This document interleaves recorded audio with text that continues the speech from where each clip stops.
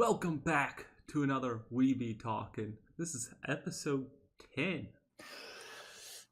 Nice. A lot of build up for but this is, as you know, a podcast about anime and video games. I'm Justin. What is up? I'm Logan. And yeah, let's just go ahead and jump into it. So, the fall season has begun for anime. It's here. Fall 2018. Almost said 19. 2018. No, it gets confusing when it hits winter because you want to say Right. 2018, but it's actually the next year. I'll say not the biggest variety of anime, but there are some. Yeah, I there's think we'll go into more of it for our topic for Right. this week. Oh, Yeah, this is a surprise topic for me, but it's because I just thought of it. We'll just make the fall. So first, let's just go ahead and jump into the news for anime. So releases basically that have been announced since the fall season's here. So that means start announcing the next seasons and like Right. the future seasons.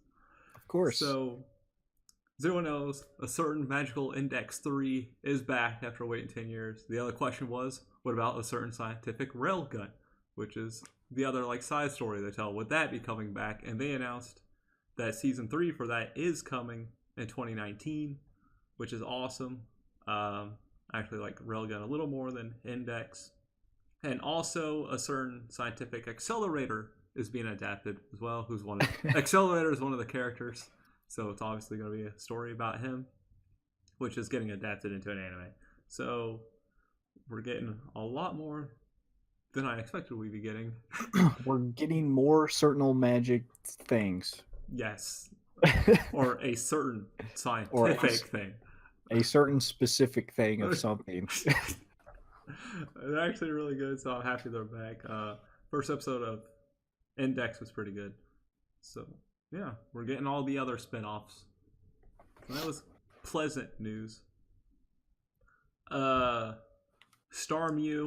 is getting a season 3 in 2019. I don't know what Starmie is. It's like Staryu, but with an extra M in there. Yeah. Starmie. It's like Starmie and Staryu combined into one. Right. So they didn't give a specific date, just, hey, that's coming in summer 2019. Another announcement coming out. We got TV. Whoa. This is a weird title here. It says Pastel Memories. TV anime saves Akihabara. So I'm guessing it's called Pastel Memories. An adaptation based on Otaku Girls smartphone game. It's coming in January 2019. All right, it is called Pastel Memories. That's the title of it. There's so many game anime. I feel like that's might be not the biggest genre, but it's got to be up there. Just at least recently, it's become like a huge trend. There's always multiple like during the season. It's like, oh, you're in this video game now. Well, you're in this one. Yeah, it used to be like kind of like sporadic here and there, which is weird, right? Because like, why not just make it? I don't know, in that setting, you know, kind of like Overlord. This isn't a bashed Overlord, but like he's like stuck in a game, but he like. There's no one else from the real world in the game. It's kind of like a plot point, I guess, because he's trying to see if there is, but like for a large majority of it, it's just like not relevant, right? At least I think so. Yeah, some it's like they're in a game world, but they're not in a game world, or it's like right. It's like it's just weird to like, I don't know. Yeah, but nothing. It's just. I don't think this is characters in a game world. This is based on a game, so. They're using the story from the game to make an anime. And that's what it's like. We are either getting anime based off story video games, or we're getting an anime in a made-up video game for that anime. Like Sword Art or, Overlord. They're not based off real games. But it is like I guess because games are getting more popular, that they're like, alright, why not just make anime off games, since those are popular. Anime's popular. We'll just combine them into one and just keep the popularity going. Right. Um, so let's see, Code Geass, an all new film. Liluk Avri, they got their first. They got their first trailer and announced a February 9th, 2019 release. I know a lot of people are Code Geass fans. I have not seen it at all. I have friends that are Code Geass fans. I haven't seen it either. I've seen some of it. It hasn't struck me yet because it's like, yeah, it is good. It is interesting, but well, to me, I'm just not like a big mech fan, and it has a involvement of mechs. But that's not obviously what it's about. It's just I don't know. I'll finish it one day. Just I might right try now. it, but it's one of the ones where like movies are important to it. It's like a show and with movies, and Yeah, those are like a semi turn off to me. I just want one or the other. Uh, right. I prefer like standalone movies like Your Name or any Studio Ghibli movie. I like anime movies to be like their thing, not like oh it's required. Like I don't mind if there's like a movie for an anime, but I don't. It's weird when it's like oh this is canon. It's like oh okay that's weird. Now I have to go watch the because yeah, it's movie. like a different media, and it's like oh I gotta go watch this. And it's Right. like also it's like easier to put 30 minutes aside for a show than it is like an hour and a half for a movie. Right. At But least in usually one movies have sitting. like their own story, own plot, own everything. Yeah, and it's Like like a bonus, I guess. Is like right. I usually just skip them, and if it's required, then it's like, well, now I have to go find a time slot of 2 hours in my week to watch this. Right. So let's see. I think this was a summer anime. Uh, Megalobox, which is like a boxing one. Oh, yeah. Uh, so Viz Media announced that it'll be on Toonami It is this going to December. Toonami. So That's pretty neat. yeah, that's interesting. They said they call it a sleeper hit. So I did hear some good It, things about it. it was, yeah, because it was what, spring, I think? Or Spring or winter? summer, It might something have like been. that. But I remember like a lot of people talking about it and really liking it, which I do want to check it out. It is Yeah, about like boxing, but yeah, that's cool too. I like Toonami's, you know, anime thing they have. yeah. The little anime block. Right. uh, yeah, I might check it out. It's only like 12, 13 episodes, so Right. it wouldn't be too much of a commitment, I guess. I do kind of like shorter anime because of that. It's like I can just watch it and move on. Yeah, I understand. You mean you But don't like 45-minute episodes? Sword Art Online Alicization. there's or like sometimes I just like my story to finish. Okay. Yeah, I understand. Instead of waiting 15 years for it to finally finish, like Naruto or something. or Dragon Ball will never finish. I'll right, have or Hunter x Hunter. well, Hunter That'll x never Hunter for finish. other reasons. That'll never No, finish. not just because it's long, because the writer gave up.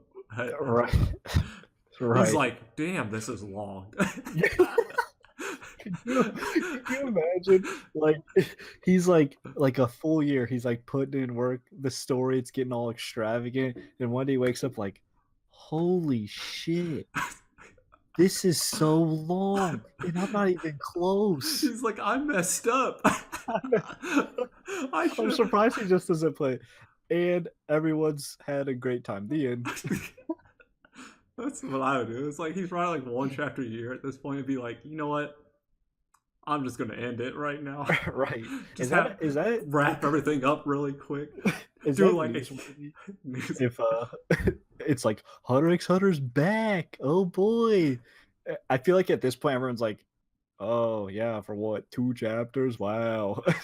That's it. I just want him to do that. That'd be hilarious. Like, it's back. There's one more chapter. It's like 200 pages, and it's just like a time skip of like 20 years in the characters' lives, and they're like married with kids. Right. And everyone lived happily ever after. They did everything they needed to do. The end. And we'll be like, what? All right. let's see the next thing going on though. We got Narnia Friends. The anime is back on track for January 2019 based on a popular card battle social game. So this was previously announced back in 2015 and it got postponed indefinitely in 2016. And now they're like, hey, it's coming in January 2019. Supposedly, with a track record like that, once January rolls around, they're like, no, postpone indefinitely again. Yeah, another thing based on a card battle social game. Dude, oh boy. Okay, just random card games. The manga Why the Hell Are You Here, Teacher? Gets an anime. I have read this. I remember reading this. I was like, that title is really weird. This is definitely Border H. It's what? Border H. Oh, okay. Yeah, Like, I gotcha. It's close to hentai, but it's hentai without the penetration, so it's just Border H. Is that the definition of hentai? Like, does there have to be, I would say so. Because what? there's like ecchi, then there's Border H, then there's hentai. Right? This is Border H.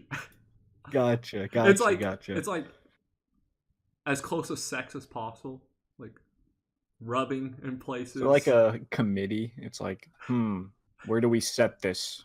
We have 3 cat ecchi, Border H, or H. Like, I'm confused because like it's here on Crunchyroll News. They're like, oh, it's getting an anime.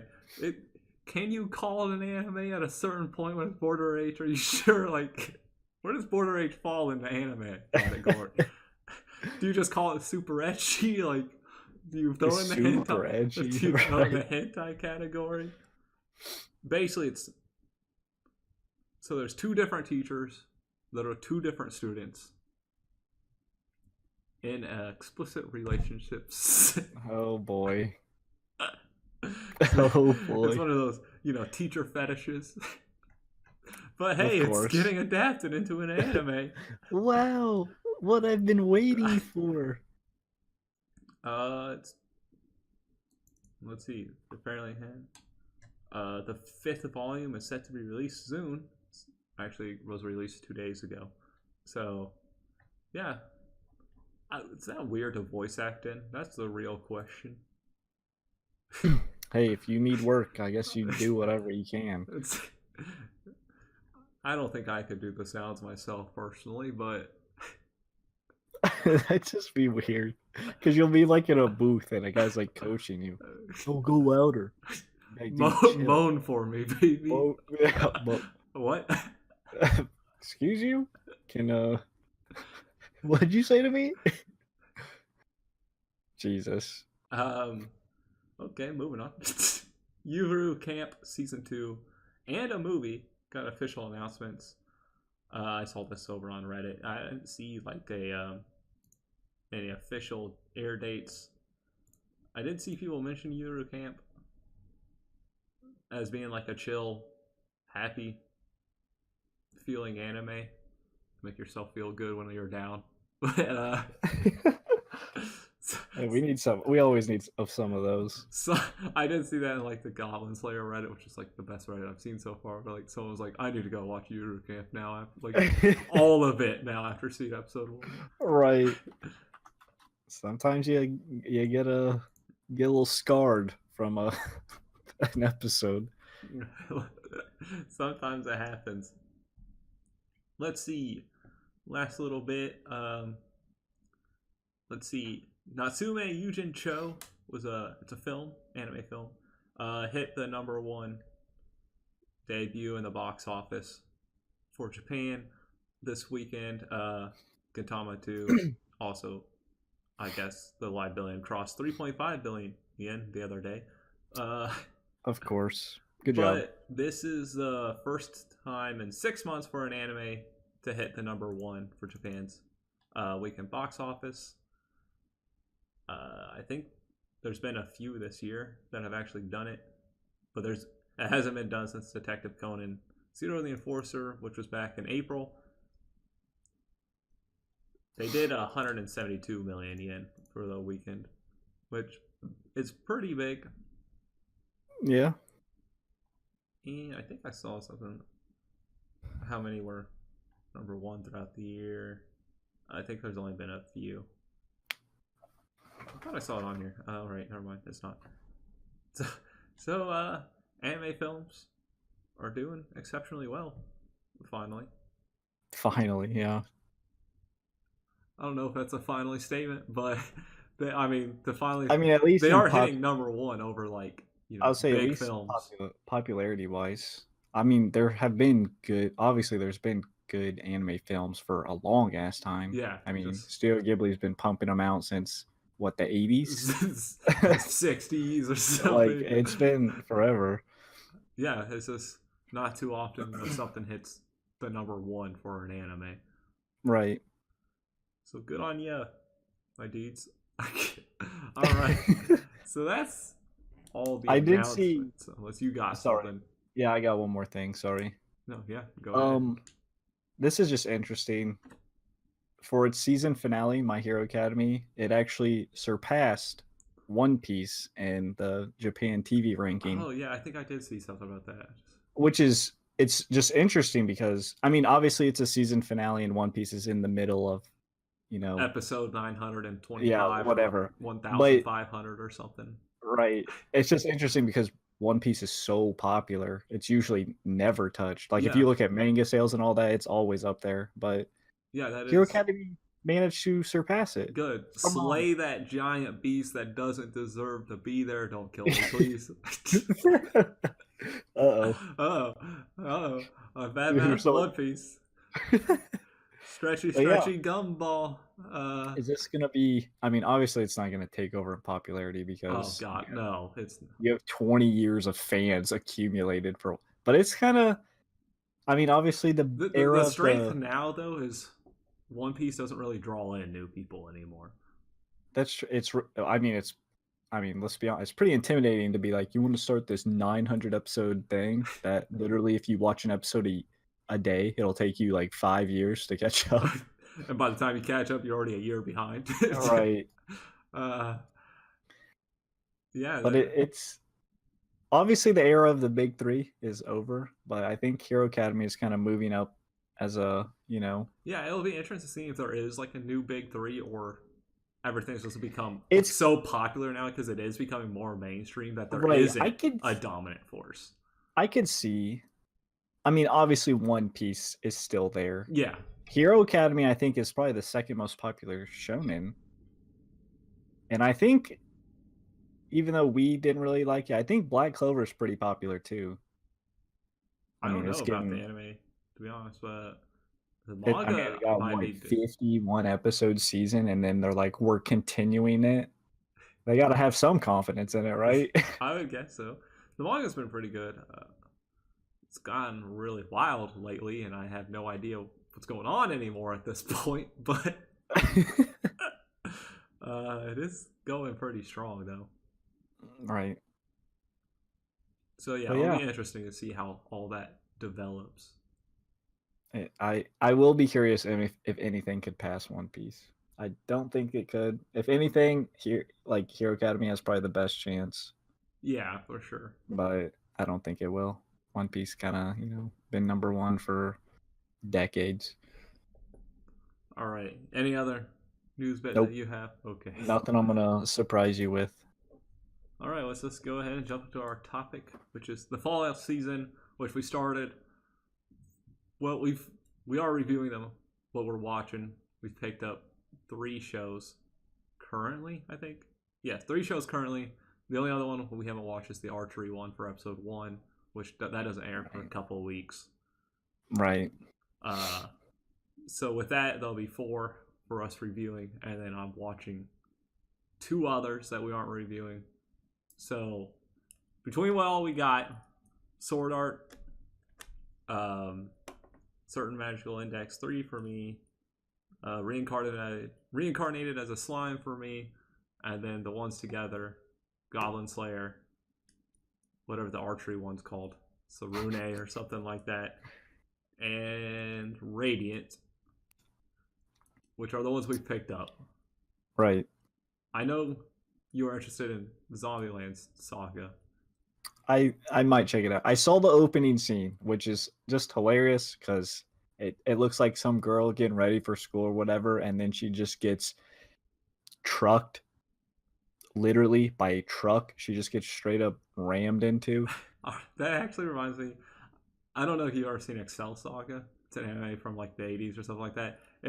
The very first episode is a scene of the main character leaving school, and she's all happy, skipping, dancing to herself, and then gets hit by a car out in the street as she leaves school.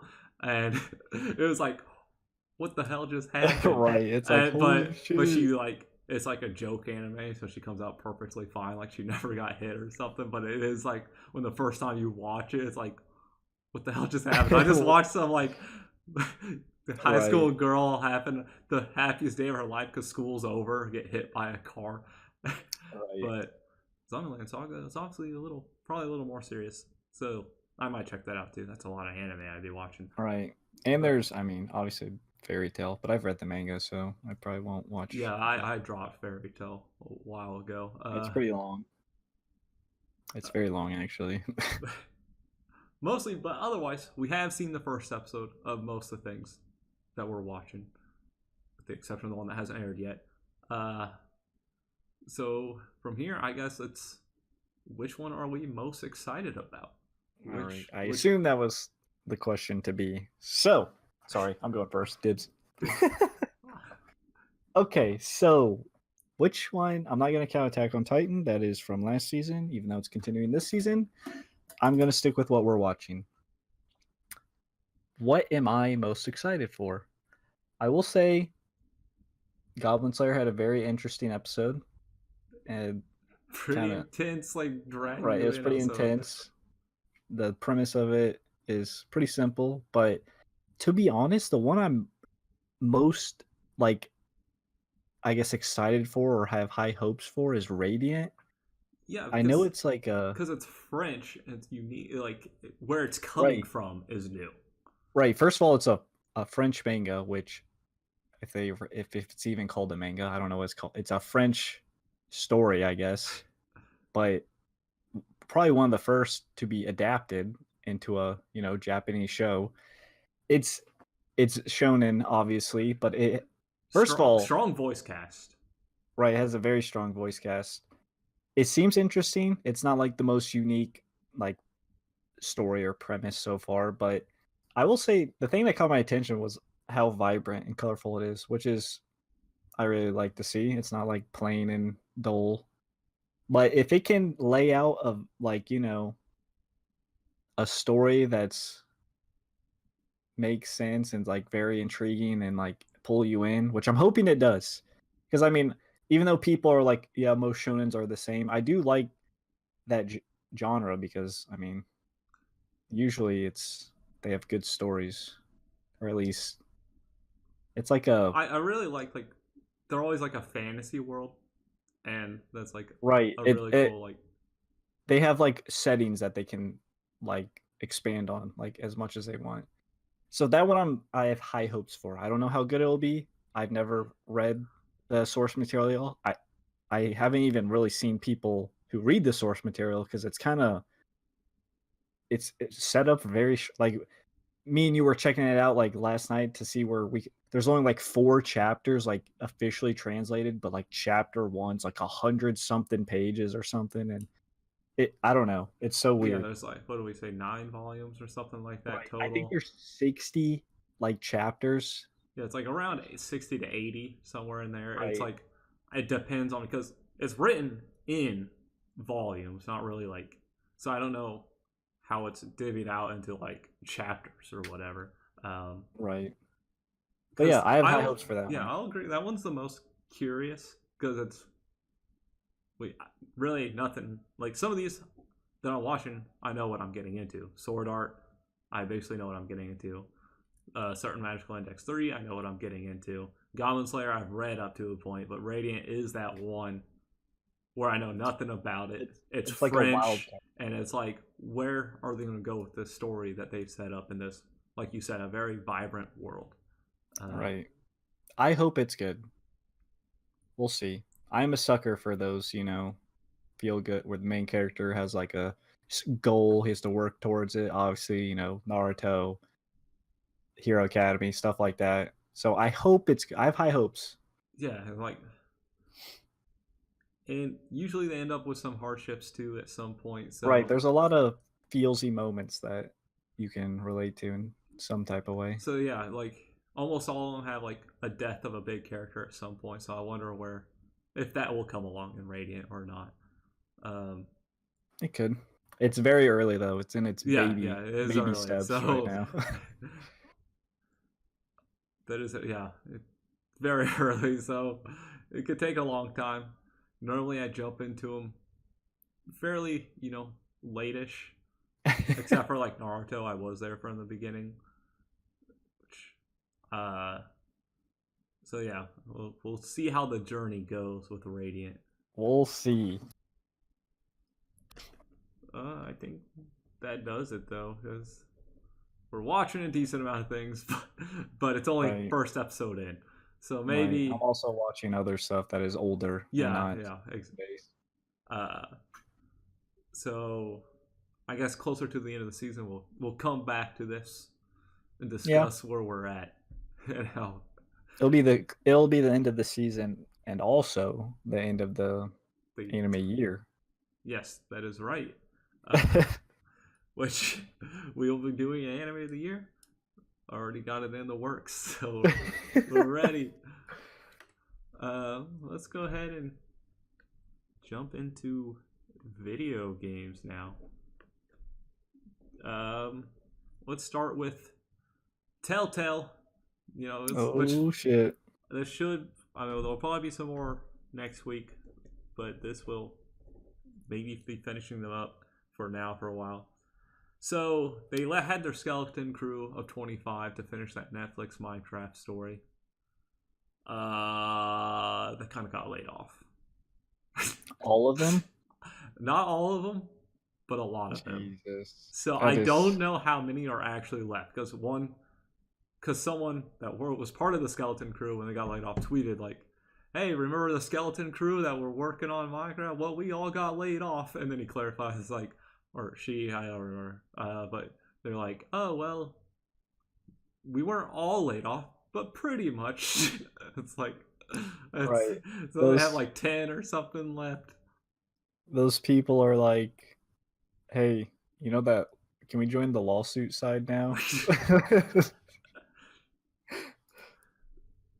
Yeah, that is true because I mean, I mean, you can sue them, but it's like Telltale clearly doesn't have money, so it's like true.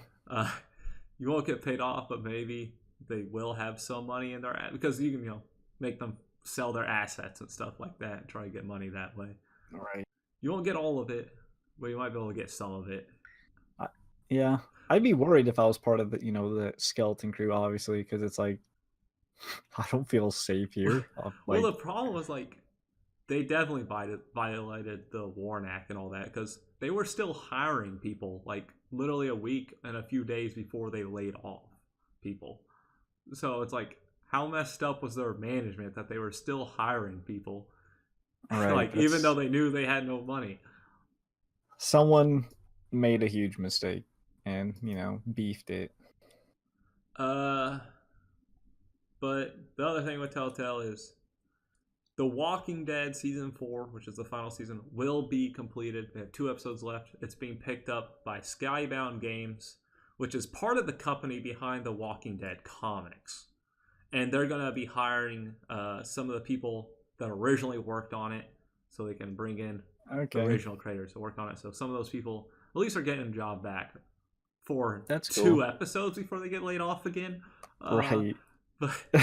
Hey, come help us work on this for 2 episodes. But at least they have a job for a bit and have time to look and not be just instantly laid off out of nowhere. And so obviously that's good for the gamers, and maybe with the sales they can use it to help some of the others get their severance packages, which they should have gotten 60 days ago. not you, not just not at all. So yeah, we'll see where Telltale goes from here with everything going to be finishing up at some point.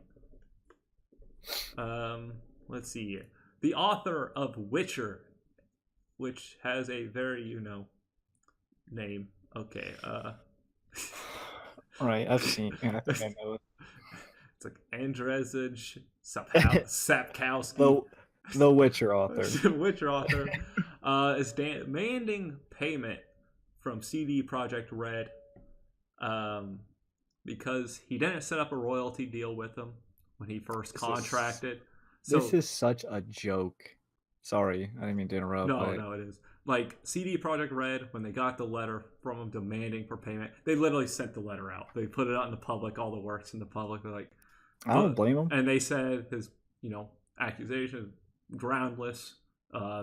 They said they might set up something with him, like outside of out of court or whatever, just to make sure he gets some compensation or whatever. Right, because I think I read initially there was an offer for a royalty and he turned it down. This is his quote, the author's quote. They offered me a percentage of their profits. I said, no, there will be no profit at all. Give me all my money right now, the whole amount.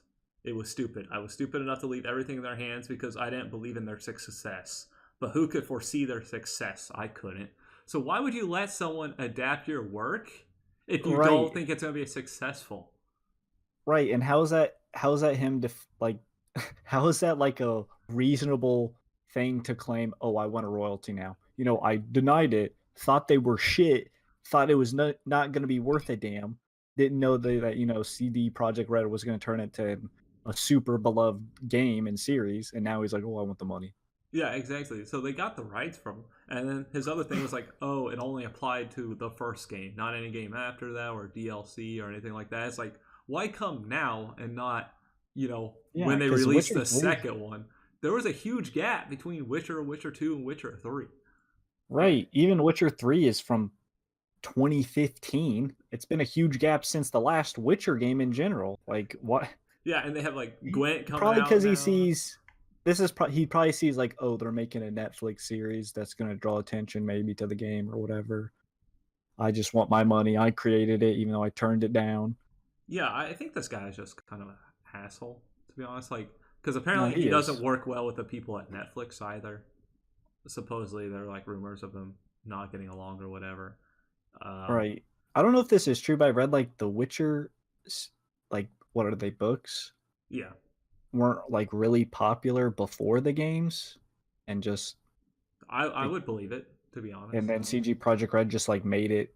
I don't want to say made it good, but just made it lovable. Yeah, they gave it a chance to go to the masses. Right. Because games are usually going to be purchased by everyone, especially outside of your.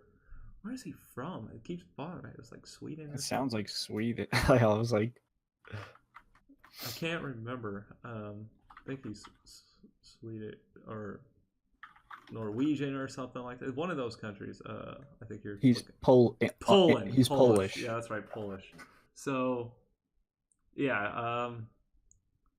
So probably I don't know. I don't think books really leave Poland pretty easily. Right. I don't think it was too popular, but the games certainly made it popular. Yeah, but I mean, it's if you're gonna give up your rights to someone, at least protect yourself at the initial contract. Don't be oh, this is gonna flop. I just want to get paid now. Even if it does flop, ask for fucking royalties for the get go, not 10 years down the line. Be oh hey, or 15, however many years it's been, and be oh hey, please give me royalties now. It's oh okay, we'll start giving you royalties now and from on. It's you already lost all the other money, so yeah, sure, why not? It's right. It's just strange that there was royalties, which are usually set in place to ensure you get a return, and then he's no. It's why did you agree to this if you don't think it's going to be successful, or at least some success? Yeah, if you want your work adapted, you want them to do it well and successfully, not just disgrace what you think is your great work or something like that. Right. Maybe the books weren't actually popular, and he thought it was not that good himself. He's this ain't gonna do shit. They're like, watch this. Oh well, he's just Yeah, an and like to asshole. say I was stupid enough to leave everything in their hands because I didn't believe in their success. That sounds like a backhanded compliment. It's like you were stupid enough to turn down the royalty because you assumed something would fail. Because he says like it's stupid enough to leave it in their hands. No, you left it in their hands and they made it work. You didn't trust it. That's your fault. Yeah, it's like it's you're just kind of like, yeah, you can have it. I don't believe in you guys. It's like assholeish thing to do too. Right? It's Like, like okay, thanks. Watch all this money we just made though. gotcha. Should ask for a royalty, bitch. Right. I don't get it, man. Like, I get now. I get why he wants compensation because it's big all of a sudden. But it's like, Right. you Obviously, messed up, and I honestly hope he doesn't get. He's asking for $16 million. I'm like, no. It's like we did all the work. Right. You gave us a premise of a world. We took it. Right. And we made it enjoyable. And not, a reading frenzy. Fucking nerds. Right. This is I was sorry, I just looked this up real quick. The Witcher trilogy has actually sold over 25 million copies across all Witcher games. Yeah. I'm sure they have the money to give you 16 million. Oh, but you don't deserve it. Yeah. I agree with that statement. If you wanted royalties, which is like 3 to 7% based on copyright royalties or something like that, and he wants, God, he's asking for like 5% or something like that, I believe is what I saw somewhere. But I would give him nothing. We have a contract. The contract was signed and dealed. And CD Projekt Red seems confident in what they're doing. They're publishing all this stuff. They're making it public knowledge. They're like, come at us. All right. Yeah. We'll see. I'm sure it'll just be some dumb settlement, but I hope it'll be out of court and we'll never hear what happens. All right. Which is they'll just give them some like shut up now. Go back to your home and go back to nothing again. Irrelevant. Oh man. I'm guessing he probably got like a decent deal from Netflix or something, and he's like, "Oh, I should have done this with Project Red." Right. Good idea, Netflix. Okay, moving on though. We got the Vancouver Canucks hockey team. They banned video games from their team on travel games because they like Fortnite. So when they would get to the locations for their games, like instead of having, let's see, as they put it, there's a lot of cool cities we visit, and to be cooped up in your room not doing anything and playing Fortnite, I think it's a waste of your time. The Canucks organization says the ban is player imposed and is meant to encourage being a social close-knit group on the road. They can play Fortnite together. Right, like I'm assuming they actually do play Fortnite together, which that's pretty significant bonding. Yeah, it actually is. Together if do they not have like family growing up or something? Like you bond closer when you're doing stuff together. Not. I guarantee you, there's a study out there that shows like people who play games a lot together form like. Yeah, like here. Also, what they say on the road, it's a great time to bond with the guys and have conversations to get to know each other. You're a team. You probably are going to get to know each other whether you're playing games or not. You're stuck together. Right, and if you're playing games together a lot, you're going to get to know each other anyway. I don't know. It sounds like a rule a middle-aged mom would make to their son. Like, he's not making the grades. Ban his games. Go outside. Let's see. Someone, I guess a journalist or something, tweeted, an OHL team employee tells me some players have been advised to scrub Fortnite references from social media accounts. So what? They can't even tweet about Fortnite? Right. No games on the road. No Fortnite. Can I have a trade, please? Since it's like, why do people come on? It's 2018. Why do you need to like bond outside of the hockey ring anyway? Like, right? I don't know. As long as you're playing well, does it matter? Right. Even if you're not playing well, it's not like going out to get food in a great city is gonna help you be better. Right. And like it's 2018. Why are people still like demonizing games? Like there's some cancer freaking plague that just affects everyone's mind.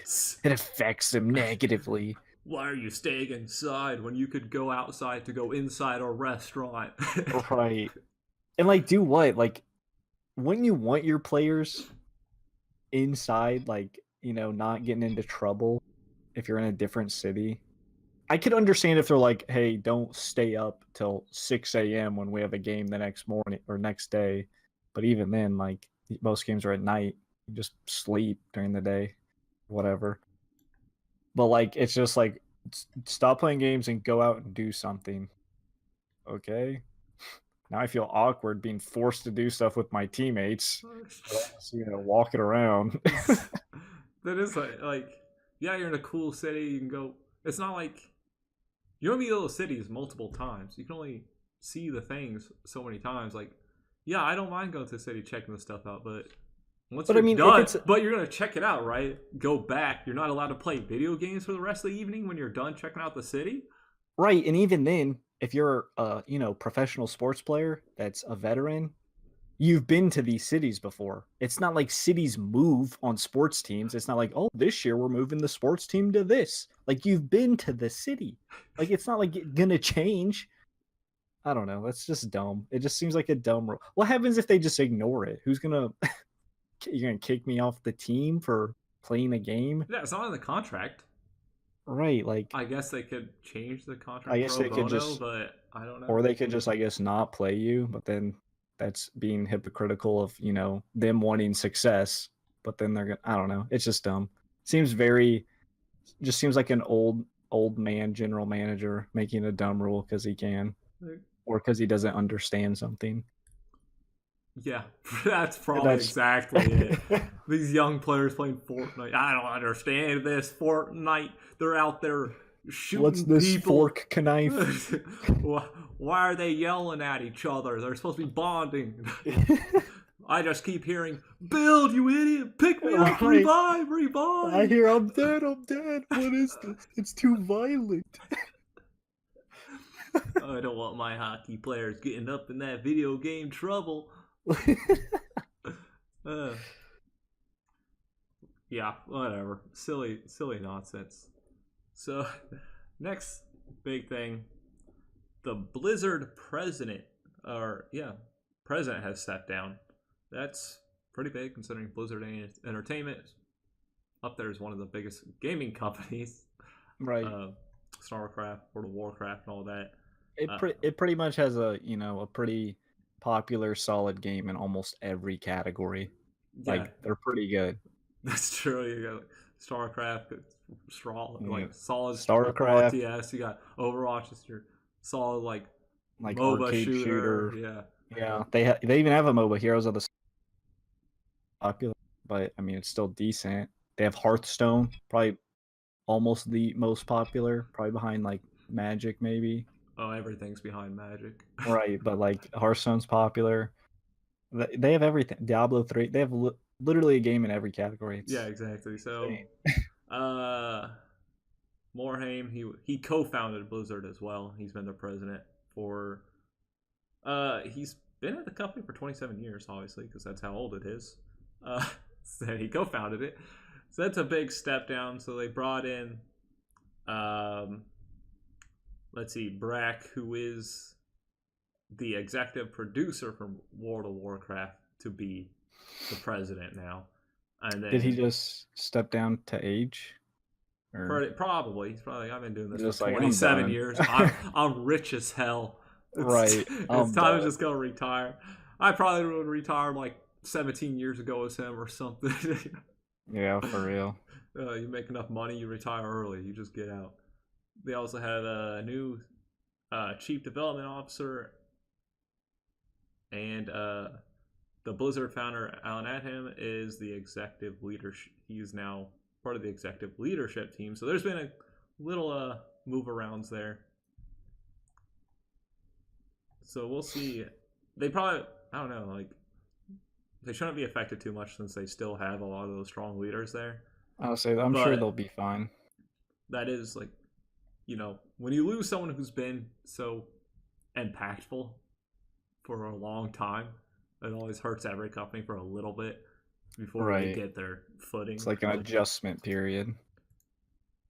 And yeah, they'll be definitely, probably won't be too big there. They still have one of the founders and everything. And of course, obviously the executive producer for World of Warcraft knows what he's doing. The game's still massive. Right, Jesus. It doesn't even look that great. Like, it still looks as old as it always has, but people love it. It's not the worst. It's not. It sounds like I'm hating on it. Actually, I play it some. It's not like. Yeah. But They'll do. I'm pretty sure Blizzard will be fine. they'll be more than fine. He's not the only president being stepped down this week, though. Oh. The Atlus USA president and CEO Naoto Hiraka is changing positions within the company after 6 years at the helm. Which Atlus is it is my favorite. They're like a publishing / developing studio that are behind Persona, the Shin Megami Tensei series, Right. Stella's Glow, and a whole bunch of. They just do a whole bunch of JRPGs and stuff, and like, they're all super solid. So yeah, so let's see what they say. Naoto Hiraka will focus on his role as Atlus brand owner and further expand the Atlus brand worldwide. So he's basically going to probably just be try to increase the size and like wealth of Atlus, I'm guessing now. Which, and let's see. So yeah, he moved to a new role, and then we have, this is where it's because they're owned by Sega, which when Sega bought them was like one of the most scary times ever, because it's like that was when Sega was Sega's all over the place, period. Right. They're like always up and down. It's like, please leave. Just if you're gonna buy Atlus, give them some money. So leave them alone. Let them do their thing. Because sometimes when companies buy like a developing studio or whatever, like Microsoft and Rare, they force them to do something that just doesn't work at all. I was literally about to say that. Like, yeah, it kills a beloved developer and literally tarnishes its legacy. And Sega has let them Viva la Pinata. But Hiraka's duties will be split between a pair of Sega executives, which is kind of interesting. So it sounds like they're not going to have Atlus USA president anymore. Instead, they're going to have the Sega of America COO and the president are going to be sharing the responsibilities that Hiraka had. So that's kind of interesting. They're turning it into a 2-man job. Probably says quite a bit for him. Right. Probably did a lot. Atlus has been very solid for the last 6 years he's been there. Yeah. And again, this will be more interesting because now we have Sega that's being a little more involved. We'll see. Hopefully, everything's good and dandy. Well, for me, definitely, because I fucking love Atlus. If they go down, I'm going down with them. Go to my balcony. I'm like, I'll meet you there, Atlus. Meet you in hell. Thanks, Sega. I'm out. Peace. So yeah, that's a couple big changes for a couple companies here. Now the other interesting thing is we got Google with their Project Stream, which they're going to let you stream games to Google Chrome. So through your PC, mobile, not PC, mobile. Why did I say that? So you can stream games onto your laptops, PC, Chromebooks using the Chrome browser. And because it's streamed, you're not really using the power of your computers and stuff. To be honest, I don't know all the intricacies to streaming games Oh. because I mean, like they have it now with like PlayStation Now and the GeForce, but I'm sure Google. Usually, Google always comes in late to something and does it extremely Right. well. Right now, the only thing that's available for it is for some testers. Like if you got into the test, is for Assassin's Creed Odyssey, and from what I've heard, it's actually running fairly well. So Okay. you can basically use, I think, probably more limited computers to play these games because you're streaming them. It's just if you have the internet. Uh, Right. Obviously. their minimum is That's 25 interesting. down, so we blow that minimum out of the water with our Google Right. Fiber. Thanks to Google Fiber. Google. Wow, Google. We should. Anyone with Google Fiber should be automatically entered toward this streaming stuff with Right. one free game. Okay, go us on Assassin's Creed Odyssey free, Right, please. come Google. on. We have your fiber. I'm paying you $70 a month for this godly internet. I can get a freebie game, right? Of course. Actually, that could be something we can do, like a PlayStation Plus, Xbox Games Gold, or Amazon with I can see Twitch it. Prime. It won't be long till we see Google having their free monthly games for their streaming service. Right. But it's to see where streaming goes because everybody keeps saying streaming games is the future, and you'll just have like a portable box essentially for your console, and you would just stream the games. That would be pretty nutty. But I think it's too early for like streaming consoles just because internet in America is not that good. Right. Outside of Google. like, unless you're in a select few cities, your internet's kind of like. Right. I was about to say, unless Google, lays down a fiber everywhere. Which they would, if they did, they would have everyone. 100%. They blow everyone out of the water. Yeah, it's not just with like speeds. It's the fact, as a company standpoint, they're better.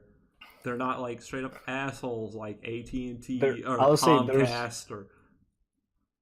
When I think of internet companies, I'm like, they're all trash except Google. Google just like, here's amazing internet. It'll work all the time. We're not gonna like throttle you randomly. Right. And it's like, that's it. Have fun. Oh, cool. All right. Cool. That's exactly what I needed. All right. So, some exciting news for Danganronpa and Zero Escape fans. The two writers behind Zero Escape and Danganronpa have formed their own studio and are teaming up to create a game called Death March Club. First of all, Danganronpa and Zero Escape are fantastic games. So the fact that these two guys are coming together to make a game. Top 10 anime crossovers. It's pretty much, dude. It's like pretty exciting to see where they could go because they're keeping that genre. The games are dark. Danganronpa, I haven't finished. I every time from what I played though, it's fantastic. It's just like something else catches my eye and I go play that. And it's like, damn, I forgot I was playing Danganronpa, and then it's like, well, it's now been a big gap where I don't remember the story, and it's like I'll have to replay it. Right. Zero Escape, there's been a few of them. I played the first one, 999, and let's just say I don't know if there's a good ending in that game. I got like 9 of the 10 endings or whatever. Everyone dies. But like, yeah, they're just like kind of murder mystery sort of things, but you're always part of like a death game in each one. That's pretty cool, though. Sounds intriguing. Danganronpa does have an anime. I've heard of the anime, actually. I have not watched it because I want to finish the game before I watch it, because then that kind of would ruin the game. Because like the interesting thing about Danganronpa is like if someone dies, because to leave you're like locked in like a school, and to leave you basically have to kill everyone but not get caught. And so some of the people don't want to kill other ones. So anytime someone dies at the end, you collect the evidence, and then you have a jury, and you have to convince like the people you're basically going through like a free kind of courtroom with all the other participants to figure out who murdered them. If the murderer gets caught, then they're executed.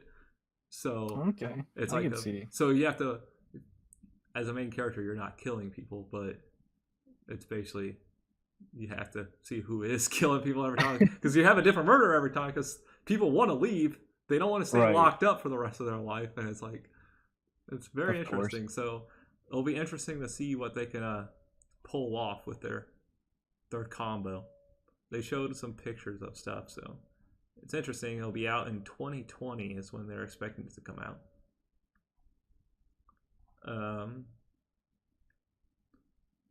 All right, it's going to be the pair's final death game. So basically, they formed a studio to get one game out. One last hurrah. Yeah, and it's like, I'm excited.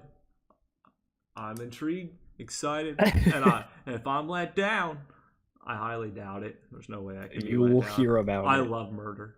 There will be a rant at this location. There will be a rant. So, let's talk about the PlayStation Plus games got announced for November really early. I think it was leaked. I'll say that's pretty early. I think it got leaked for a split second before getting ripped off. So the games that were shown were Bulletstorm Full Clip Edition, which Bulletstorm came out a long time ago. I remember playing that game. The game was really fun. The Full Clip Edition, I played the base game, so not the remake with the extra bonuses and stuff. So I'd definitely be downloading it and playing it again. It's just a kind of like almost like a Doom kind of thing. So just pure madness gunplay. That's why it's called Bulletstorm. My favorite. Shoot. I shoot the people. And then Yakuza Kiwami is the other game that showed up, which is a remake of the 2005 PS2 classic Yakuza game, which those Yakuza games are still being made, like new ones. It's been a long ongoing series. I've heard they're all really good. I've never played any of them. But I've never played any either. So, but I'm getting it for free. I think I got another Yakuza game for free on PlayStation Plus, actually. I just haven't played it. So I'll have 2 free ones now. And it'll give me a chance to play them and check them out. I am down with this, new free game thing that like Sony and Microsoft do. Thank you. They didn't. They didn't take the approach of, oh, you want those old games? We'll just go buy them. Sometimes they do newer games too. Like right, it is. Sometimes I am surprised by games. It's like, oh, really? You gonna let me play that? All right. Yeah, even like Twitch Prime dropped some good horror games this month too. Right.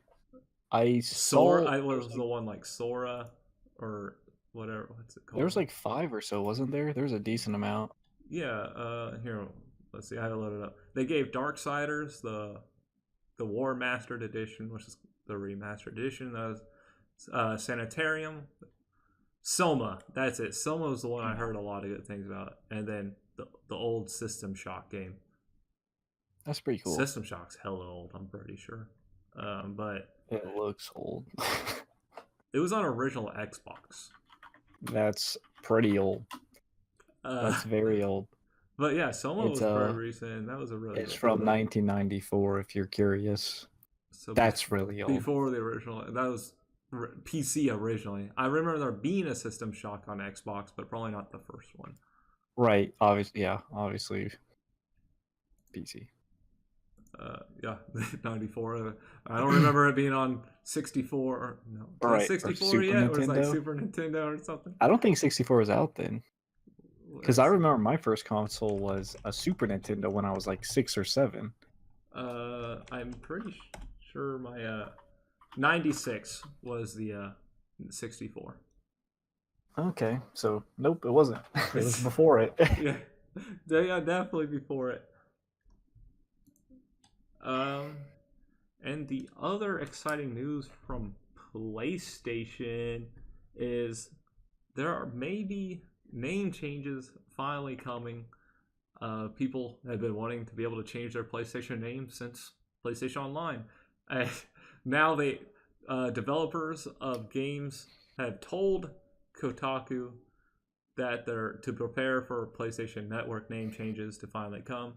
3 people at 3 different studios told Kotaku anonymously that they've been fixing bugs, tweaking settings, and ensuring that the games are compatible with Sony plans. Fourth person who worked for a game studio shared a picture obtained from internal Sony documents of a PSN profile containing the option edit username. So,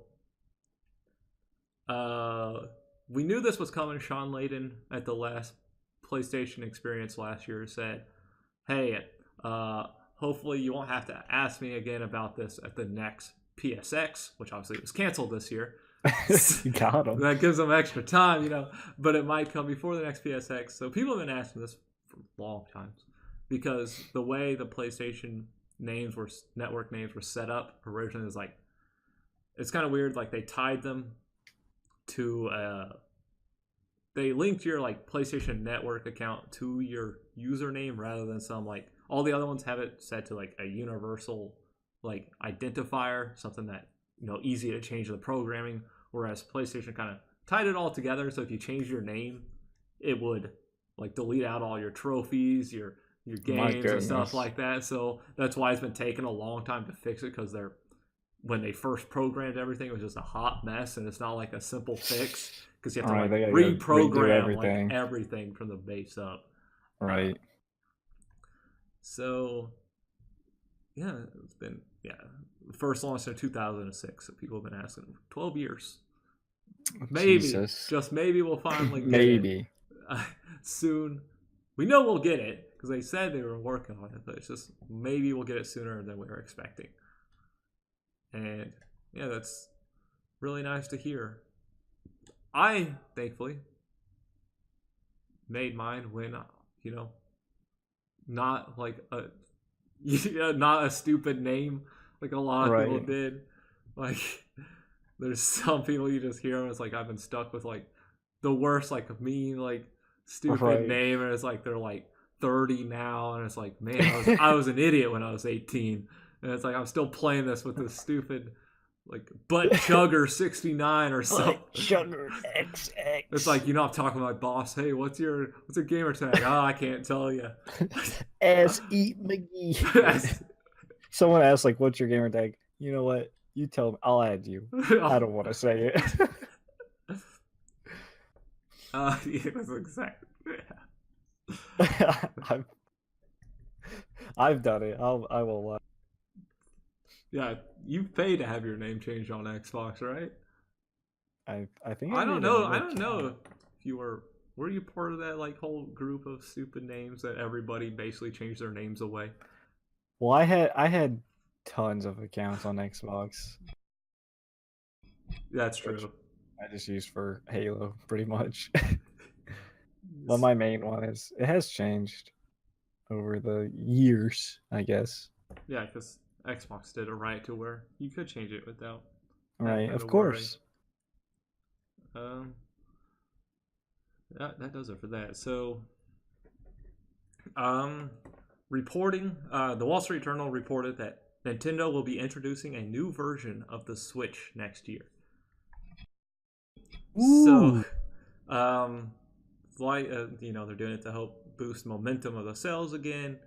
It'll obviously share many features with the current one. It also says Nintendo is still debating what new hardware and software features to include in the upgrade, with one option on the table being an upgraded screen closer to those found in more recent smartphones, like brighter, thinner, more energy efficient. So obviously it'll be like, a 3DS, XL or something like that, just on a Switch. Of course. Or like a PS4 Pro or the Xbox One X or Xbox One S kind of thing. So everyone does them. So it's not really surprising that they're going to have a little better Switch. Does them. Literally everyone. And I never jump in on them because it's like I just bought the regular one. It still works perfectly fine. I don't need a Switch to upgrade. There are a lot of people that upgrade. All I want is them to make those stupid ass shitty Joy-Cons cheaper. All right. I have Mario Party now. Ooh. I can only play with myself and one other because it requires, you can't use a Pro controller on the game. It's Joy-Con only. So I have one set of Joy-Cons, which is, one time. I guess you can have the left one and the right one, but those are their individual controllers when you play. So you at least have two. So you have two players off that. But a set of Joy-Cons is $80. Oh my Just, lord! I don't know if I want to pay $80 to play with 2 other friends. Right, that sounds like everyone's got to pitch in. Like Yes. Jesus Christ! Controllers are just expensive, like in general, which I've always hated. But these Joy-Cons are tiny. Give me. Right? How are they that expensive? They're literally like this, like It's because all what, this. 5 inches maybe? It's all the sensors and like the motion control and the vibration, I guess. But just figure out a way to make those cheaper. I don't need a newer Switch. I need a newer, cheap Joy-Con that I can use. To, you know, I actually have some friends, so I can afford to have people play. Right now, it's like, who wants to play? Who wants to play Mario Party with me? Not you, not you. Person. You, okay? You're my best friend. You. Which we're obviously gonna have to play sometime. So, of course, people are actually saying it's finally, it's a good Mario Party game. Thank God. I've been watching people play, and they're like, "Is this real? Is it back?" They're like 8 turns in, and they're like, "Am I having fun?" I don't know if I want to say I'm having fun yet, but I'm having fun. Yeah, fun. Like, the online play for it is supposed to be atrocious, though. Online play doesn't have a board mode, and it only has 10 rotating mini games. 10. Good. Out of the 80 plus, 10 rotating games for online play. Why do... Whatever. I don't know. Like, why... Who made that decision? Like, hey, let's put this game online, but only 10% of it. Yeah, that's great. People will definitely love it.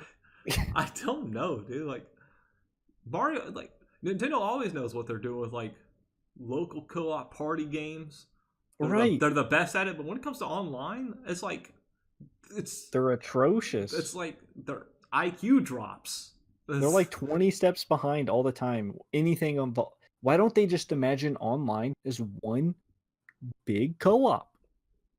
Like... Why not just take the game that you have there and let you join online?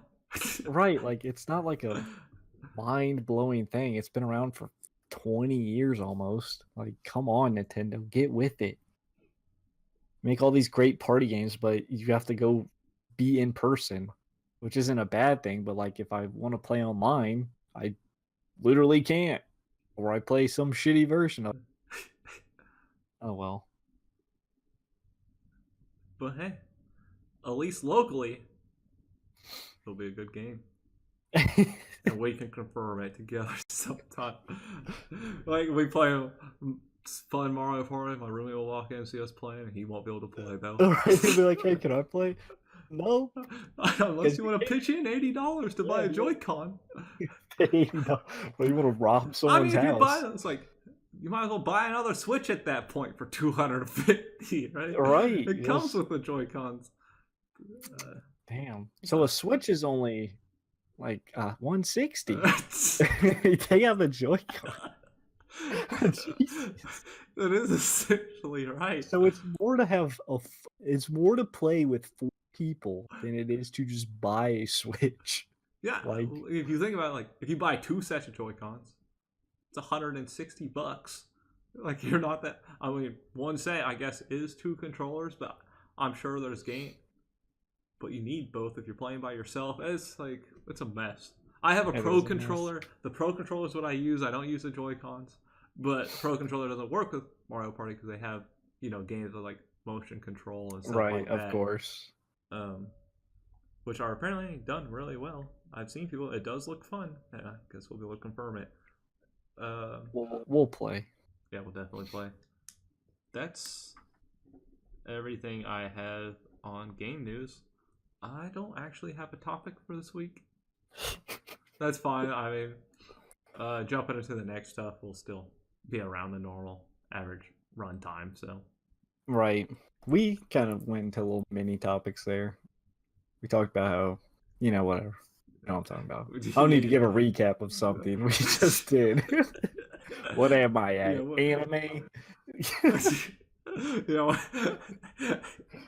Flashback. Flashback to 5 minutes ago. Right, flashback. Yeah, the Witcher writer's an asshole. Come back. Okay, let's just jump into TVs and movies. So we got the first pictures of the Star Wars universe, that's TV show that's gonna be on the Disney stream thing. The exclusive It's Disney. called The Mandalorian, which is what it's gonna be. The guy is wearing Boba Fett armor, so obviously, he's gonna be a bounty hunter, and that's basically what a Mandalorian is, or something like that. It's 5 episodes, and they're gonna have multiple directors. I'm guessing they're gonna have one per episode or something like that. So obviously they got Favreau, who's pretty big, who's gonna be in all of them, and then he's got like Deborah Chow, who's done Jessica Jones, Mr. Robot, Rain. I don't know what Rain is really too well. I've heard of it. Mr. Robot, Jessica Jones are great. Then you got Bryce Dallas Howard, of course, the co-star from Jurassic World. She's gonna be directing an episode. Taika Waititi, who's behind Thor Ragnarok and a few other things he's done that's really good. And then you got Dave Filoni, who I was reading this, I got scared for a second because it said Star Wars, The Clone Wars, and Rebels, but then I realized those are probably the animated series, Clone Wars and Rebels. Right. And I was like, no work for Star Wars, The Clone Wars, the movie. It's like, no! It's over. Take it away. Take it away. So take it back. They're bringing some big people to direct some of these episodes. I'm sure it'll be good. I feel like the Disney now and like the Marvel stuff now. Well, Star Wars is kind of up and down. Yeah, Star Wars is kind of. It's. I don't know. I can't say anything bad about Star Wars. Disney. I love Star Wars, but some of the it's just. I'm fine with them doing a story like based on a bounty hunter. Like I don't need to focus on like the Jedi's of the world. We've gotten plenty of Jedi's. Like I don't need to focus on these main cast of whoever the fuck the main cast is in the new film doing who knows what, just driving around doing nothing at a casino or whatever, right? But bounty hunters have always been cool in the world. They've never been explored. You know, we got Jango Fett, Boba Fett, but they were kind of lame. People are going to hate me for that. Boba Fett just kind of fell in a pit. He didn't really. Yeah, he brought in Luke and stuff. And he was like the first one to do it ever, and then he just falls in a pit. But the armor's cool, so there's that. Also with Disney, they announced a live film for Lilo and Stitch. What is up with live films?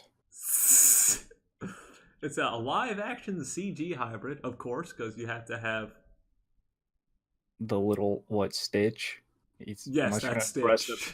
Kid up in a costume. So, yeah, Stitch will obviously be. They're all the same people who are going to be working on Lilo and Stitch are the same ones that are working on the live action remake of Aladdin.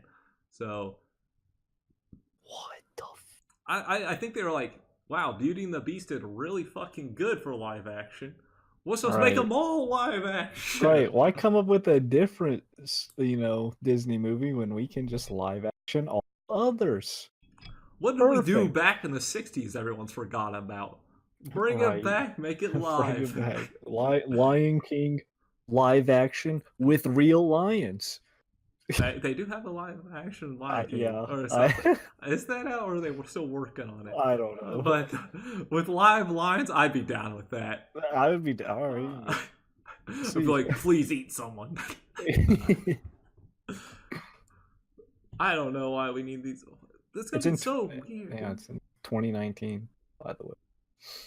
All right, so it's just who chooses which ones to make live action? Why Lilo and Stitch? I don't know. I'm sure why not make another one with a new story? Don't just take. That's what I hate. It's just the same story, just live, because that's what's needed. Yeah, I guess if you looked at like Lilo and Stitch was not a bad like animation movie. Just you leave it as is. Like Beauty and the Beast was one I was never a fan of, but you know, Same. I could get behind Emma Watson and stuff. That one I thought was really good, but like I don't need them all to be that.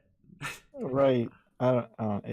I feel like they've seen an opportunity and they're Why gonna. not make a sequel or something? Do something new within that world, or you know, come up with something original. What has Disney ever come up with anything original that I think about since like the 70s? Right. I would say they have a bunch of movies, but I don't know. Whatever. Do what you want, Disney. You know, they run the entertainment world, so Yeah, I'll they say have the power to do yeah. what they want. And you know what? The worst thing, it's probably going to be good. Like, Probably. do I care to watch it? Probably not. Yeah, I'm not like Aladdin, excited. I definitely don't care to watch. Aladdin was another one. It's like I watched it a bit as a kid, never got like too into it. But you know, Everything's just gonna be live. yeah, It's full circle. yeah. You take something, you make it animated, and you're like, oh, let's bring it back to live action. That's what anime does now. They're like, you know what? We got a good anime. What else does it need? A live action. Because God. I don't fucking know, man. Who knows why? Who knows? Okay, here we go. Netflix. Netflix. We gotta get them. They're bringing back the Chronicles of Narnia in a new movie series, which apparently they're the fourth film of the Narnia trilogy not too long ago was in the works. I had no fucking idea until I read this story about. I didn't either. Which I'm guessing means the fourth one's just canceled. I assume so. Unless they're gonna start with the four. I don't know. Who knows? No, it's gonna be a new, just original like series built in the Narnia world. So, because the last one came out in 2010, I honestly thought they were older. Like 2010. I thought it was older too. But... Yeah, I thought it was. That was high school. I thought it was done when we were in middle school. Like, Interesting. Time is a very interesting thing. yeah, I thought the same thing. Yeah, here it goes. A film version of the fourth book in the saga, The Silver Chair, was supposed to start filming this year, but it sounds like this deal is effectively overriding that one. So they're like, you know, we don't. People, I don't remember how well that original trilogy did, but I know the world loved at least, right? Because it is kind of a cool concept. Got your magic closet, and then you get kidnapped. And then you're in a magic world, and the next thing you know, you're a child fighting off deadly waves of things. Right. Who doesn't want to be a small child fighting for your life, right? Exactly. I guess we'll see what they do with this Narnia series. Will I care? It's on Netflix. I'll probably watch it. And then say, you know what? I don't care. Usually... I changed my mind to not caring. I didn't see. Yeah, it's 7 novels. The first 3 films only did the first 3 novels. So Netflix is probably going to turn it into 7 movies. I'll say 14. 7 novels. They're probably going to turn it into 14 movies. 2 for each book. Maybe 3 for each book. We're going to get 21. Please no. If The Hobbit could get 3 movies. Please no. These can each get 3 movies. Hobbit 2 movies. I don't remember. I don't know. I actually have no idea. Anyway, transition with The Hobbit because Peter Jackson, obviously from The Hobbit and Lord of the Rings, is producing / directing. I don't remember which one it is. He's the new trailer for Mortal Engines dropped. Honestly, really cool fucking trailer. I don't know what's going on in this world because all the cities are on like giant wheel motorbike things. It's like a post-apocalyptic kind of like world, people are saying. It's based on a sci-fi novel. So I'm obviously down behind like anything Peter Jackson does. He does really solid, good stuff. I love Lord of the Rings. The Hobbit, not as good as Lord of the Rings. It's still fun and enjoyable. Right. This world, looks Looks pure interesting. madness. Pure madness. It's only like a 2-minute trailer, and apparently it's 2 because obviously this was New York Comic Con was just recent, so a lot of stuff was shown there. That makes sense. So yeah, I'm down for Mortal Engines. I love sci-fi, and I just want to know what these cities are that are going around on these big bikes, wheel things that are just moving around. It's like, okay, that's cool. I don't know what the plot or premise of this movie is going to be, but it looks cool. but the world's awesome, and I think there's some big actors in it, of course, because it's, you know, Peter Jackson. He's gonna have big actors, obviously.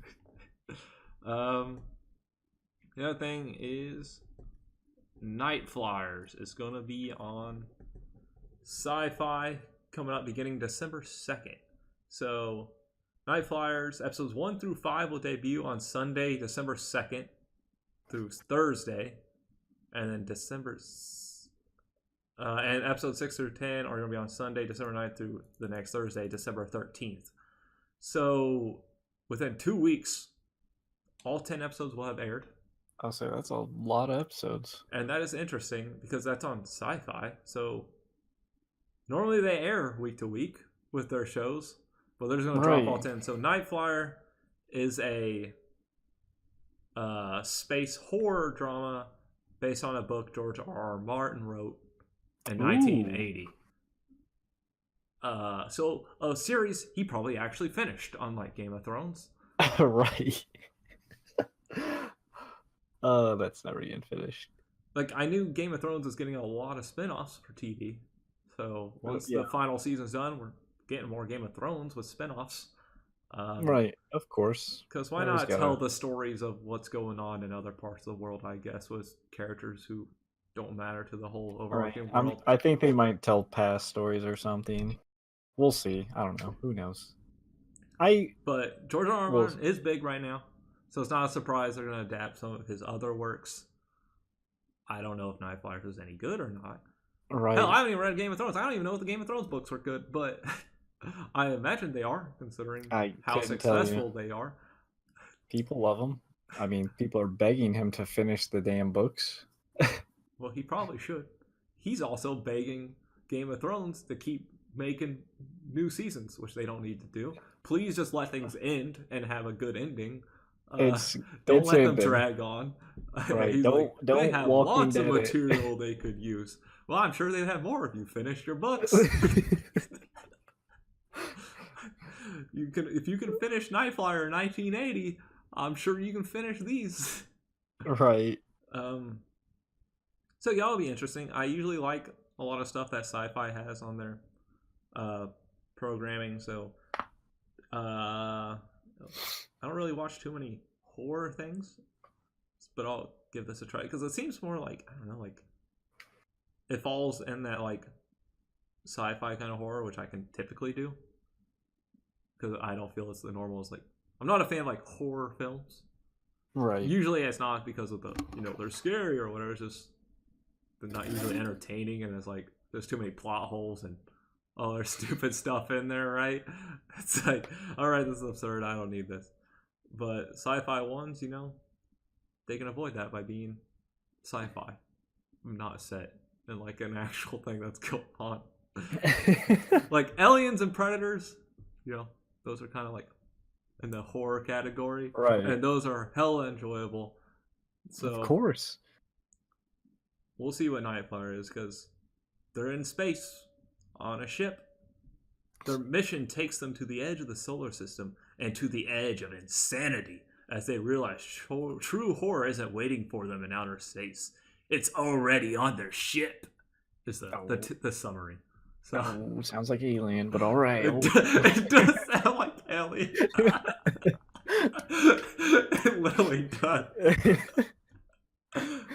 Woo! Well, that's what I wanted, a remake of Aliens called NightFlyers. Right. Oh, you almost got me, George R. R. Martin. You sly dog. Go finish Game of Thrones. So yeah, we got that. And then, you know, I'll say the big story for last. I was about to jump into that, but we got Venom, and apparently did really bad, terrible reviews. But we got a box office record for October. So that and Lady Gaga's movie that came out at the same time. So for all movies release, ticket sales at the North American theaters totaled at roughly 174.5 million, a record for a weekend in October. Which I didn't realize October is apparently a bad month for movies. I didn't either. So movie going trends are really light in October. So the next highest October was 2015, with adjusted for inflation was 163.5 million. So they beat it by 10 million, and usually most films do that in a box office weekend by one movie. This was all movies combined. So, I had no idea October was a void movie theater month. Yeah, so Venom brought in 80 million in the US. The Lady Gaga movie did like 34 million. So they made up like 110 of the 174. So I don't know where the other 60 million came from with all these other movies. But yeah, Venom's not looking too good. What is I think it was, what was it? Let me look at the reviews on it. I think it was like at 30% the last time I looked. Yeah, it's at 32% on Rotten Tomatoes. I'm not surprised, to be honest. Which is the audience score is actually high. Yeah, what people say is like Tom Hardy is good, because I mean he's really good at anything he does. It's just the character and the movie isn't good. It's like, oh, he does really good being an actor, but too bad the writing is not too great. And yet normally, yeah, I've seen a lot of people talking about it on Twitter too. Like they're going in with low expectations and like, you know what, still disappointed even with low expectations. Like, damn. So, oh yeah, apparently it does have a. I'm seeing it right here, not on Rotten Tomatoes, but this article. So ticket buyers gave Venom a B- grade in Cinema Score exit polls, and 16,000 Rotten Tomato users who voted on the movie have 89% said they like it. But it's kind of weird because I think Venom and the Lady Gaga movie fell in that weird. They had like this weird ordeal where like fake fans were setting up a fake battle between the two movies, even though they're completely unrelated. They just released at the same time, and they were flooding them with like reviews and stuff like that. And it was like, and it was just, so they do have that weird thing going on. So it's kind of hard to say like what the actual scores are. Yeah, at least for our audience views. But I'll give Venom a chance. Not in theater. I ain't fucking paying to go see it. Because I don't really care for Venom himself. So we'll see. I still need to see some other films. Now, the biggest story of the week and movies. I'm sure you know where I'm going with this. I already know. Chris Evans hangs up the shield. As he tweeted, officially wrapped on Avengers 4. It was an emotional day to say the least. Playing this role for over the last 8 years has been an honor. To everyone in front of the camera, behind the camera, and in the audience, thank you for the memories. Eternally grateful. Spoilers, crazy, first of all, you asshole. Second of all, I don't think it's a... I mean, I guess it could be taken as a spoiler. Now it's because he's done as Captain America. So does he die? Does he retire? What happens? Didn't he want to continue? Didn't I? No, I don't think he wanted to. Oh, I feel like I don't know. I can't remember. But yeah, that's crazy. Maybe it's possible, but I knew because it makes sense because if they keep following the comics, Bucky replaces Captain America. and I'm guessing that's where they're going. Is They Bucky, could. because Bucky's still in there. He's kicking strong. He might become the new Captain America. No, if I've seen Infinity War, he ain't still in there. That's true. That's true. We know they're coming back. Yeah, that's crazy though. That is it. Isn't there other big name contracts up? Isn't Robert Downey Jr.'s contract up? Yeah, he was the one I think that wanted to keep going. Before he used to say he didn't, but I think now he had one. It's kind of crazy because they all got tattoos of the Avengers symbol, Right? Like except for Mark Ruffalo didn't because he's scared. For what? He's scared of needles. Oh, scared of tattoos. Okay. Yeah, he's scared of the needles, so he couldn't get a tattoo. So all of the Avengers got an Avenger tattoo, and that's super cool. But yeah, that shows how strong they are together. And that's crazy. That's the end of an era. Like it is. I feel like because the MCU is like has dominated hero movies for the past 10 years. They've been damn good. Like first, they made DC look like children. First of all, it's crazy that Captain America's like done. That's gonna just feel weird. Even if they, make Bucky Captain America, it's still gonna feel like not right, I guess. I'll still probably watch it, but fuck it. It'll just feel because I feel like Chris Evans is like super loved, like one of the most popular. Like him and Tony are probably the two most popular, right? Oh, Thor. I don't know. Thor too, but I think he's up there for. I feel like Captain America. He's definitely like the most popular. I would say. I would say it goes like Captain America then Thor. I think. It's crazy. But I mean, they're all pretty much loved. So it's not. I know it can't just be him. He's the only one that tweeted something. I know it's weird. I know there's got to be more of that finish. And it's like not deleted, so obviously it's not. Like Marvel wasn't like, hey, can you just not do that right now? Wait till after. I don't know. It's gonna feel weird having a different cast. Obviously, it would have to happen someday, but it's gonna feel weird. It is gonna feel weird. I don't know how to make of it. I'm sad for him. I'm sorry, Chris. You made a fantastic Steve Rogers / Captain. And you're done. You didn't make a really good Human Torch, but no, that's just because that was just a bad movie all right. That's just a bad movie. A lot of the acting was bad too, but it got him where he needed to go. You will be missed. I will say that.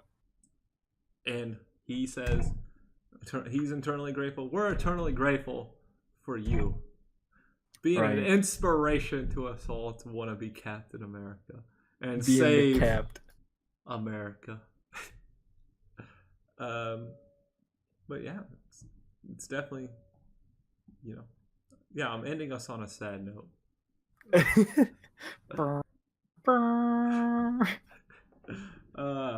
So I wonder how many are going to be done. Now Samuel L. Jackson's one I remember when it was like a few years ago. He was on IGN talking with a few of them because he was like, I messed up. I should have kept signing contracts. Right. He's like, I'll do a few. He's like, when he was done with a few, he's like, I should have signed one of those 10 years like everyone else was. He's like, the money's good. Right.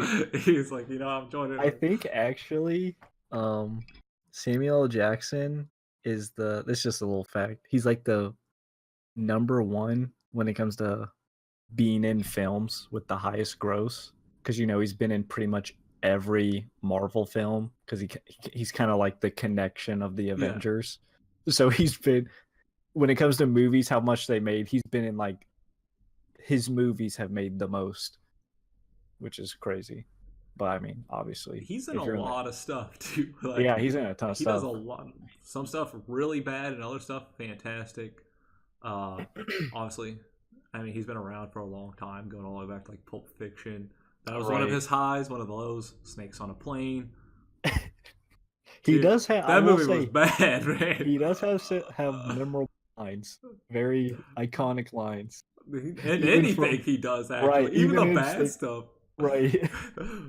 What all these motherfuckers think? Right. Come on, motherfucking play. It's like, oh man. Great actor actually. But yep, I can't. I'm just, Chris Evans is the first to drop. It seems like, but then, we're gonna get to some of the new ones. We'll get to love, and then eventually it'll be the same thing when they quit. Some of the other ones, like when Robert Downey Jr. is done or said something, it's like, oh man, what if they just drop 5 after Avengers 4? It's like Robert Downey Jr. is done. Mark Ruffalo done. It's like, I feel like maybe they're gonna let it down slowly because they're like, all right, Chris Evans, you could tweet about it today. Robert Downey Jr., you have to wait 2 months. Or maybe like they'll slowly not let them go, but like, all right, like, oh, we're changing Captain America, and then like next year, oh, now it's Tony's time to step down. Because I feel like if they did it all at once, people would kind of feel disconnected. You can't just change everyone. Yeah, because people, like you have Bucky to basically replace Captain America. You have someone already to fill their shoes or whatever. Some of the other characters you don't quite yet, but some are new. Obviously, a lot of them are new. Or it's like you don't have like a Thor replacement though at the moment. You don't have. I was saying like Iron Man replacement. You don't really have, but again, you could actually they kind of do. They have Guardian or War Machine. Who could but he's kind of like. But he's already his own thing. But who I actually kind of see Spider-Man. Spider-Man, yeah, because they've kind of went along with like he's his mentor. He's like his father figure, so he even has the cool Iron Spider suit thing in the last Avengers, which was cool as hell. But I could. You don't really have a Hulk replacement yet, but some of these they might just not get replaced. I don't think Mark Ruffalo, you've spoiled one too many films. Time to let you go. Get him out of here. Take Tom Holland. Back. We need a new actor for Spider-Man. You've spoiled one too many films. But yeah. Or, one day maybe the MCU will just finish. That would be crazy. That would probably never happen. We're getting MCU for the rest of our lives, so we're dead and after. Pretty much. They can find stuff to make. They'll find movies to make. Comics have been going on for like 80 years, so they have plenty of material. They remake the universe all the time in the comics. They can do it in RPG. That's exactly right. But yeah, I think that's everything for. That does it. Woo! Episode 10 of We Be Talking. Yeah, we've done it. Brought to you by Couch Talk. Yes, thank you for joining us. As always, you can reach out to us on our Twitters, which are in the description below, at Lord Ziltoid and at LSButler32. You can also hit us up at email, couchtalkyt@gmail.com. Always send suggestions for things to talk about, corrections, like topic suggestions, or, just talk to us. We also have a Discord that's public for anyone to join. Obviously, discussions are open and available there. And, be sure to hit that like, subscribe, notification bell. All that truly helps. And until the next episode, peace out. See you.